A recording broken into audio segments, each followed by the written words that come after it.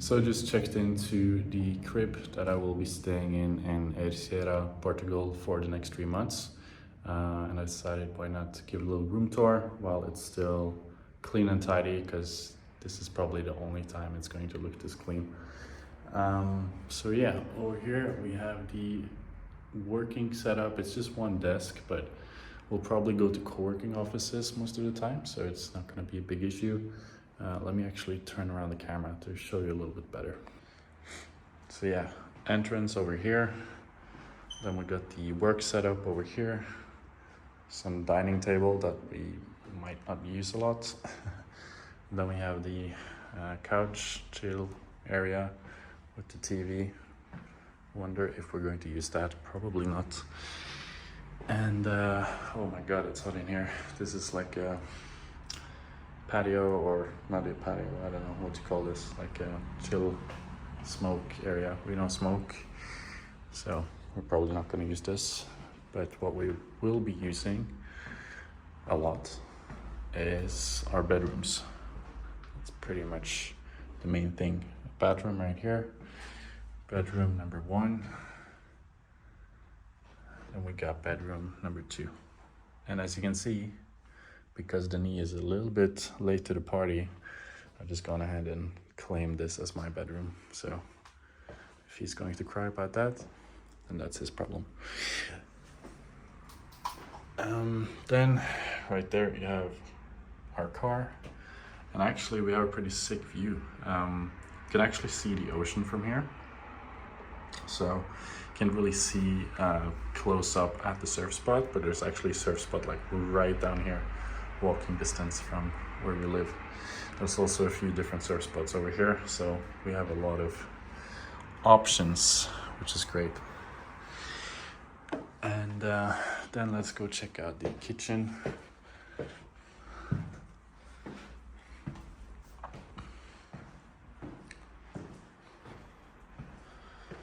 And the dining area. This is probably where we're gonna eat most of our food. And also a pretty sick view right here. I love the windows and how much light we get in. And also having the option to like see the ocean from here now. Some clouds just came through, so you can't see the ocean. But down there, there's a surf spot. So we can probably see like the swell building if it's a big swell. We can probably see it from here if it looks good. And we can obviously also see the wind direction and how it affects the waves. That's perfect. So yeah, that is it. Pretty sick spot.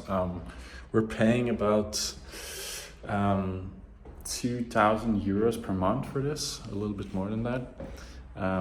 So, you know, not super cheap or anything like that, but that's just Ericeira. It's really an expensive area, especially at this time of year. But it's also a big apartment, like probably a lot more than what we actually need.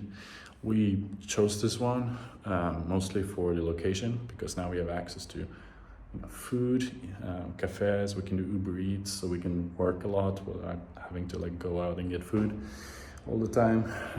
Easy access to the surf, so we don't need to spend a lot of time, you know, getting to surf spots. We can just wake up, check the surf, run down surf, and then come back and then work for the rest of the day or do whatever else that we plan to do. But the main, you know, goal and the main objective for these 3 months is just very simple lifestyle, just work and surf. And this location here is just perfect for that, because, you know, it's just in the middle of Ericeira. We get access to so many surf spots, and yeah, there's co-working cafes and stuff if we want to switch up the working location. But maybe we'll get another desk set up with a little bit more ergonomic chair and whatnot. That way we can both work from the house. But yeah, we'll see. So yeah, that's the apartment. All right, just checked into my new spot in Ericeira, Portugal. Actually, I just filmed a quick house tour, so I'll give you that right now. But yeah, as you can see, pretty sick crib. And this is the place we're going to stay for the next 3 months. And yeah, it's going to be awesome. So So far, Denise not showed up yet, so I'm just enjoying my last day of being totally alone. But from this evening on, it's going to be me and Denis living in this house. Denis is running his own business as well. He's focusing on Google Ad services, so we really get along really well because we have such similar businesses, and we have a lot to talk about, and we're just great accountability partners. We tell each other what we're going to do, and then we sit down and then we work together, and it's a really good setup. Makes it a lot more fun as well. In this video I'll just give a quick update, and also I'm going to cover a little bit what I wrote about yesterday in my Sunday newsletter. So if you don't already follow my newsletter, it's called Lifestyle Designer Sunday. It's pretty much just where I document and write some ideas and learnings and lessons from building my agency, and stuff that I learned along the way, as well as how I'm combining business with building and maintaining, the lifestyle that I want, which for me is being able to live wherever I want, travel around, surf, and explore the world. So if you're interested in that, the link to sign up is in the description below. Now, the stuff that I wrote about this Sunday is based on something that I've been feeling for a while, and it's definitely an emotion that's occurred more than once. Actually occurs quite frequently after I've been starting to live this lifestyle that I do, where I'm actually able to, be wherever I want to be and do whatever I want to do and work on my own terms. And it's the feeling of guilt. It's the feeling of not really deserving this life because I'm comparing myself to other people who are stuck in 9-to-5s and universities and doing stuff they don't really want. Every time I talk to those kind of people, which is most people, family members, close friends, they're looking at me like, oh, I'm so lucky. I'm so lucky to have it this way. This is so uncommon. This is so unnormal. And, in a way it's great. I have a life that not a lot of people are able to do. It's rare. It's unique. But at the same time, I feel this guilt, especially while I'm trying to enjoy life and doing fun stuff. So last week I was with a friend and exploring some part of Portugal's coastline, Cascais and Sintra. Just had a slow week, not a lot of work, but as I tried to enjoy it, I did enjoy it partly, but it definitely occurs quite frequently, the feeling that I don't really deserve this. So while having those thoughts and emotions, I thought a lot about the shift in mindset that I need to have and maintain to not waste this opportunity of a life that I've built for myself. So let me just read the newsletter to you, and if you want to read it yourself, you can just sign up or click the link in the description to read it and sign up to get future posts that I write. But this one is something that definitely helped me a lot to reframe and shift the mindset around this, and I think it could maybe be helpful for someone else as well. So let me just read it to you. Imagine you're dead. It sucks, right? Unless you believe in Valhalla or something, of course, then you probably just get a dopamine spike from that imaginary thought. But I assume, like me, you're not a Viking, at least not a real one. So before we die, let's do some cool shit.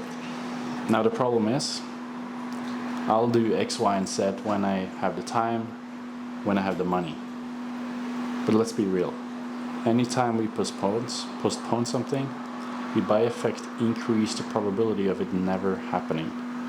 Just think about every time you postpone something in the micro, and even though you felt like you for sure get that done, it still somehow did not happen. An example. Let's say you need to do your laundry, you put it on your to-do list for that day, the day goes by, you're in bed about to fall asleep, and you think to yourself, fuck, I forgot to do my laundry. Now this is a micro example of something with minor negative consequences, but the exact same thing does happen with the big things in life. the mountains you want to hike, the countries you want to see, the waves you like to surf, all the amazing experiences and adventures you think you someday will find the time and money to do might very well never happen. That's a scary thought, I know, but let's be real. How many 60-plus-year-old people do you think exist right now that no longer want to do something they once dreamed of when they were younger? Probably most of them. Personally, I think the dilemma here is a complicated one. We think we want to do all these awesome things in life, but at the same time, just dreaming about them makes us feel good. But as soon as we change our approach from someday to by the end of, the implied urgency makes us feel uncomfortable. For example, personally, I always thought about how cool it would be to get barrel surfing. And for years, it was just a thought in my head that made me feel good dreaming about the idea. However, as soon as I actually wrote down the goal and put a deadline for it, it actually started to scare me. Getting barreled is not easy, and most people who surf never even get close to getting a full-on barrel. So I realized I needed to make a conscious choice. Do I actually want to get barreled? Or do I just want to dream about it until I become too old and stiff to even consider it a possibility? You see the difference? Some goals we just pretend to have as they make us feel good. But if you actually put some pressure on yourself by making it official and putting a deadline on it, the feeling you have around it changes. So ask yourself, that dream in your head that you feel like one day will happen, what do you think you'll feel if you one day realize it's too late? You'd probably feel pretty bad about it. So why not just move that negative emotion into the present moment so you can actually do something about it? The thing is, chances are you're unique, and you have some dreams and things you'd like to experience that nobody else fully understands.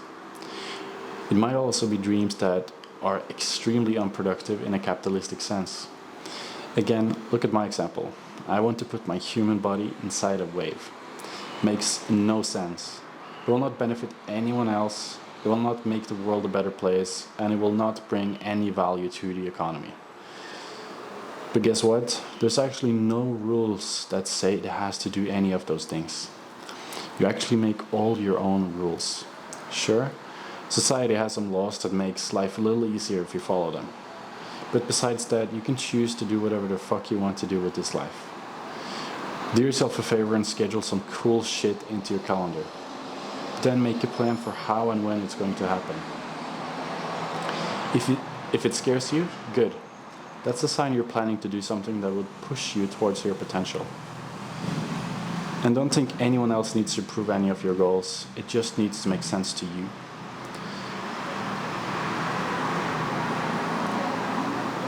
At the end of the day, if you zoom out far enough, you're just a tiny little monkey on a tiny rock floating around in space anyways. Nothing really matters that much, but at the same time, everything matters a lot. Write your own rules, do some cool shit, and squeeze the juice out of life. That's it. Thanks for reading. Have a great week. So that was my newsletter this week. Just some thoughts that I had to myself, and it's definitely a post that's directed more towards myself than anyone else. But if you find some inspiration or help from it, or get anything out of it, then great. So yeah, that's pretty much it for this week's video. I'm going to try to, document a lot more moving forward. The journey growing my agency to 50K per month in recurring revenue, as well as working towards getting barreled by the end of 2030. So that's the two main goals as of now. And the ultimate goal for my business is getting it to 7 figures. So yeah, thank you so much for checking in, and I hope you follow this channel and get inspiration from it and chase your dreams. Thanks.